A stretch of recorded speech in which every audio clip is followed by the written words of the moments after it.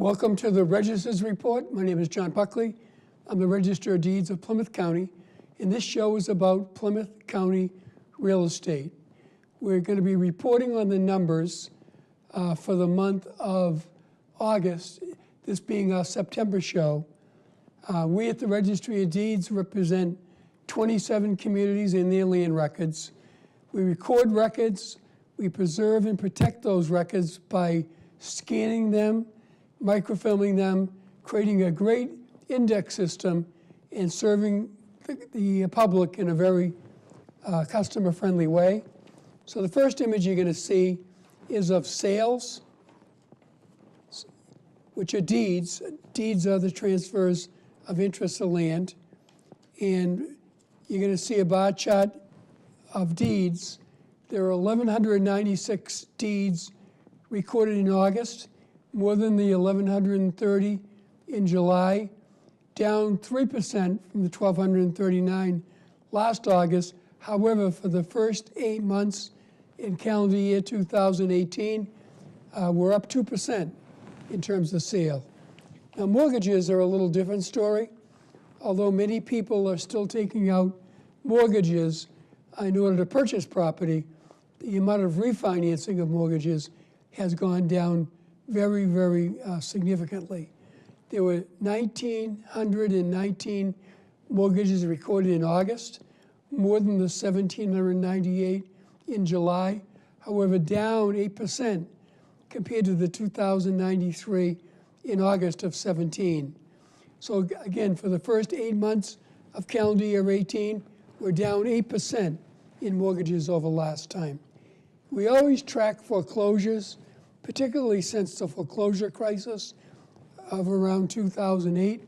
There are a lot of stories lately on the news about being 10 years out from the foreclosure crisis, when a lot of people lost their homes due to foreclosures. Clearly, the numbers are way, way down, but I do remember the days when there were foreclosure meetings, when there were 800 people in line to speak to their lenders to try to get to a modification. However, things are much better now. There were only 41 foreclosure deeds in August, more than the 37 in July, but 49% less than the 81 foreclosure deeds in August of last year. And through the first 8 months of calendar year 18, 19% lower than last year. The next image you're going to see is of foreclosure notices. A foreclosure notice, an order of notice, is the first document we see at the registry that shows someone's in trouble. There were 71 foreclosure notices in July, up from the 56 in August, rather, up from the 56 in July, 4% less than last August, and many lenders are getting caught up with their cases that have been hanging around for a while. You're going to see an image listing all the foreclosure deeds and notices by communities. You'll notice Plymouth was number 1, Brockton number 2, and Wareham number 3. It's a little bit different than the typical order. And our training room will be open to the public on October 4th at 9 o'clock. It's a free online training session. Call in advance. It's a great opportunity to learn how to navigate our system efficiently. Be aware there's a property fraud alert you can sign up to for free on our website. And there's a number of historical displays at the Registry of Deeds that you can come and visit. So I'll see you in the next segment.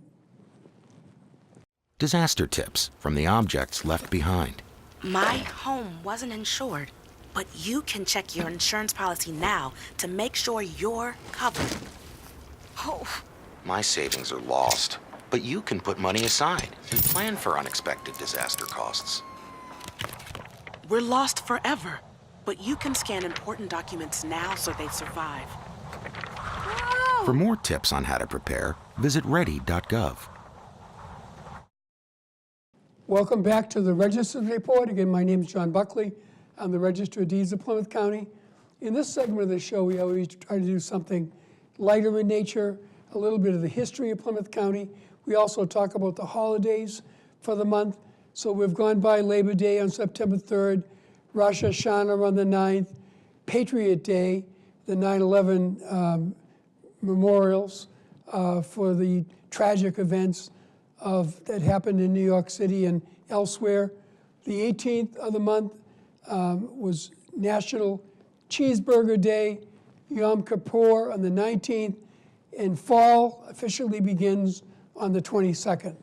So we're going to talk about some of our notable records. We have a notable land record collection in Plymouth County for famous people and places.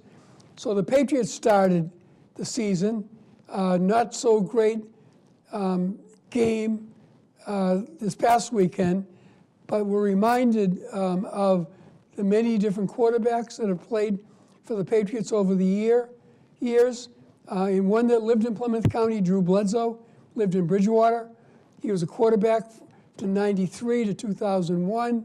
He was drafted first overall in the 93 NFL draft and became a starter as a rookie.